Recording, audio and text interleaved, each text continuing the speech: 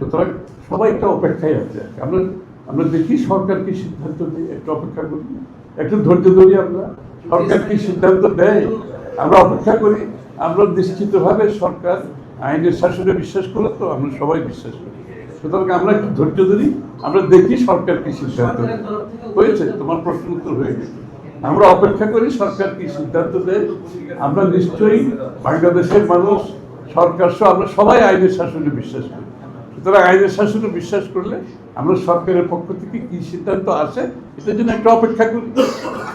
নিশ্চয়ই আমি নিশ্চয়ই সরকারের সাথে নির্বাচন কমিশনের কথা হবে এই ব্যাপারে।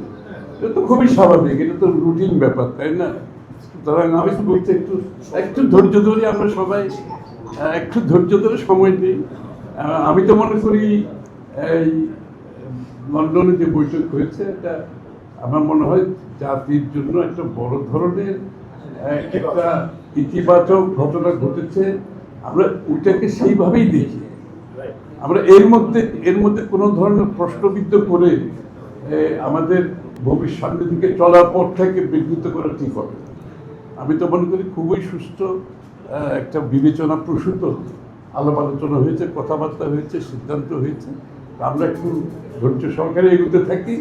আমি মনে করি সব কিছু সমাধান আগামী দিনে হবে এবং সময় মতো দেশে নির্বাচন হবে, দেশে গণতন্ত্র ফিরে আসবে, জনগণের যে ভোটাধিকার, মানবাধিকার, তার মালিকানা ফিরে পাওয়ার যে যার জন্য এত ত্যাগ স্বীকার করেছি আমরা এতদিন, সেটা আমরা সময় মতো হয়ে যাবে এবং দেশ সেদিকে যাচ্ছে, সেটা আমরা বিশ্বাস করি।